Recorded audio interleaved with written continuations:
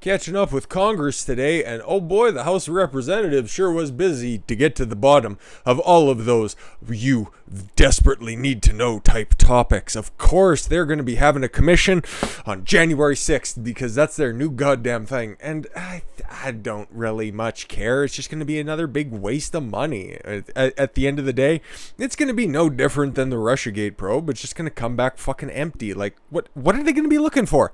All the evidence is already out there. We know what they're going to be combing through, and they're just going to come back with nothing. It's just going to be another dog and pony show that's going to last for months.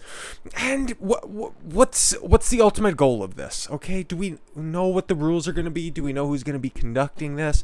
Do they know what they're going to be looking for? Because the only thing that they should be actually going down and conducting a investigation on has already been conducted by the feds, apparently, and by the Capitol Hill Police Department, and figured out that the shooting of Ashley Babbitt, she was crawling through a window, and it was totally justified because they told her if she came any farther forward, they were going to shoot her. Yeah, it was the officer who we still don't know, and I'd love for this commission to turn it up. It won't.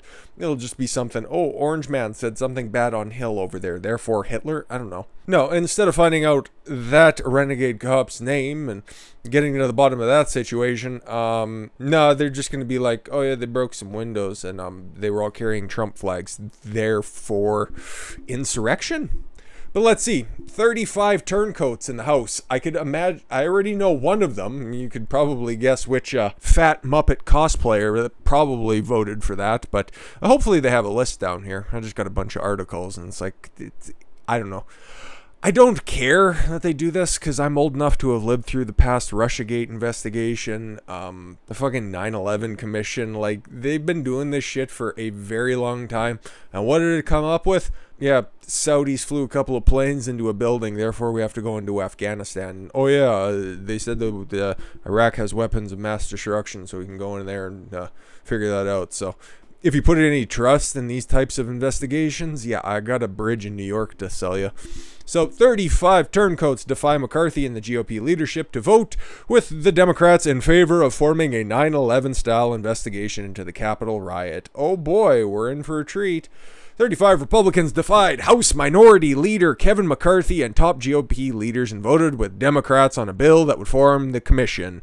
And the final vote Wednesday evening was 252, part of a good number, to 175, which was announced on the House by shaken, stuttering, drunken old cunt, banged her gavel and mixed her drink. John Katko, a New York Republican, who I'd have to just consult my own personal records to see if he was one of the turncoat Republicans who voted for impeachment or to not contest some states in the election. Yeah, of course he was on that list. So this is no real shocker.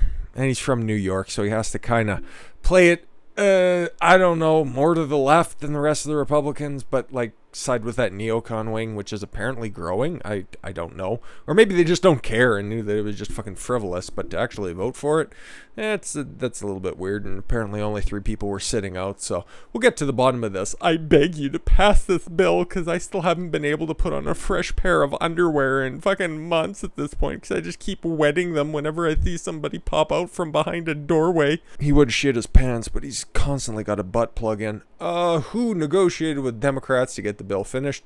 My friends on both sides of the aisle, I welcome honest, vigorous, and civil debate. At the end of the day, I strongly believe this is a fair and necessary legislation. It could be fair. Is it necessary?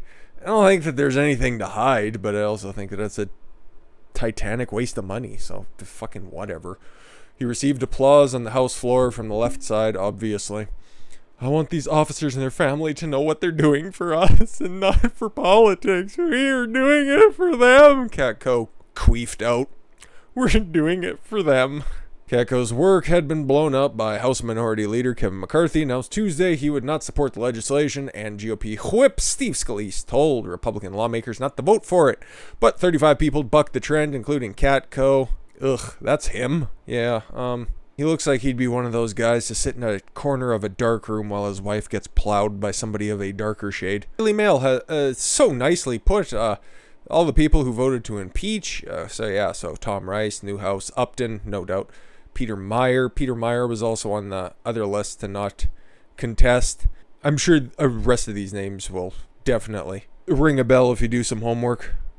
Miller Meeks. Oh yeah, that was that despicable twat. Liz Cheney, no doubt. Yeah, obviously. Mike Simpson. Yeah, they're all, none of them really are shocking to me whatsoever. It'll just be shocking if they're going to be there in 2023 after the midterms happen. But hey, a bunch of them are already on the list, like Jamie Herrera Butler. She is one of the Republicans from Oregon, one of the only representatives from the state of Oregon, who we will be talking about in a later video today. Oregon, the state, not Herrera Butler, because I have my bitch quota that we meet, and we're going to be talking about McConnell next, so that just about fills it up. Oh, she's being primaried by somebody who's fairly high profile. Joe Kent? Joe Kent, yeah, that's who it is. That's the race to watch, and oh yeah, Kissinger's on there, yeah. Don't vote for Catalina Loff if you're in that Illinois district. Much better guys there, but his name escapes me at the moment, but to be fair, this commission's not going to be final yet, okay? And even throughout this entire article, there's not really any indication as to what they're going to be discussing with the commission, what they're going to be investigating. So all of it's just kind of like, yeah, we want to do this and we're going to figure out the game later. Okay, cool, vote for us. Thanks, bye. But it's got to get up to the Senate, okay? And we already know that there are 7 senators who voted to impeach. So the votes are probably there, because if you think McConnell's going to go along with this, or not McConnell rather, but Mitt Romney, the same person, just a couple years younger. You still have blockhead Murkowski barking out from the backbench about, oh, Orange Man's so bad. Shut up, you frozen old box. Susan Collins, Bill Cassidy, Richard Burr, Pat Toomey, Ben Sass, you know, the fucking crew anyways. They're probably going to be voting for this anyways, because they're still scared about literally everything. And that's the state of some of the modern day GOP. That's why they need to get purged with fire, but that's a commission for another day.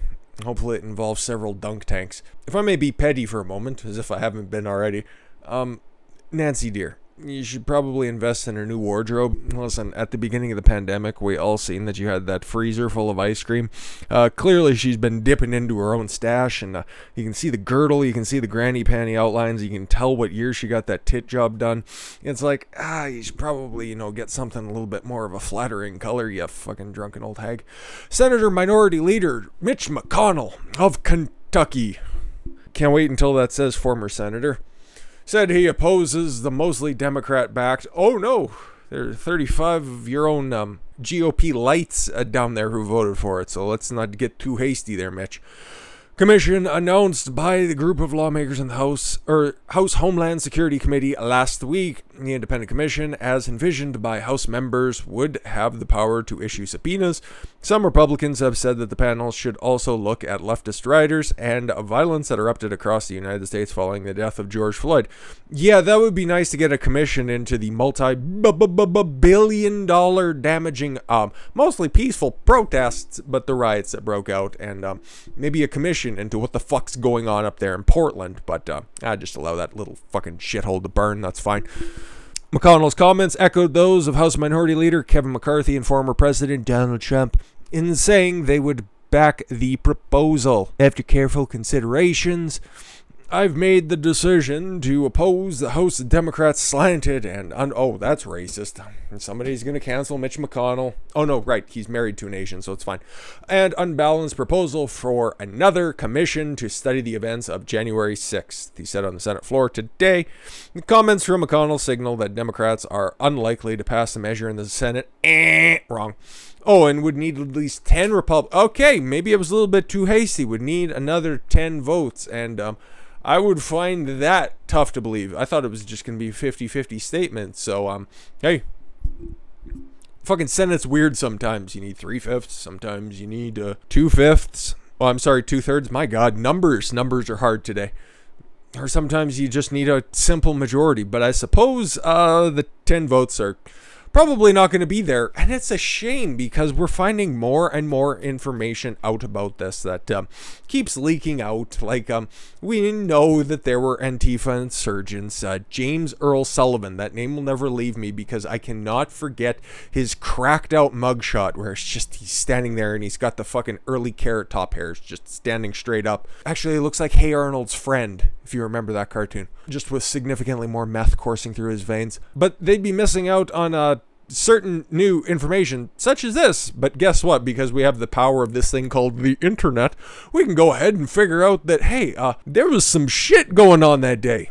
Some shit that led for some people to come into the Capitol building after all. You know, those early TikTok videos, and I think I did show them when we were doing the early coverage of those cops that were nicely taking the barricades out of the way. Okay, boys and girls, you can come on in. It's all good over here. Just make sure you don't knock over any of the rope that's there in the center of the hallway. Just go through and take your pictures and just leave in a timely fashion. Make sure you leave that laptop. No, you're going to take it. That's fine. We're just going to go ahead and knock down some doors in Alaska later. We'll get it back. We'll get back to you. Yeah, everything that they keep building up, and by they I mean Democrats in this one. I don't want to use the nebulous they because that's one of their tactics. Anyways, a new video shows January 6th Capitol breach, suspects telling others this has to be peaceful. Yeah, really terroristic threats that they had going on that day now wasn't. No, a never before seen video from inside the U.S. Capitol building. God damn it. How many fucking weeks and months are we on from this? And we're still getting more never before seen video. But whenever we see that headline, and I do my fair share of research for this stuff, I never see any sort of video that comes out and it shows that, in fact, it was more violent than it was reported on.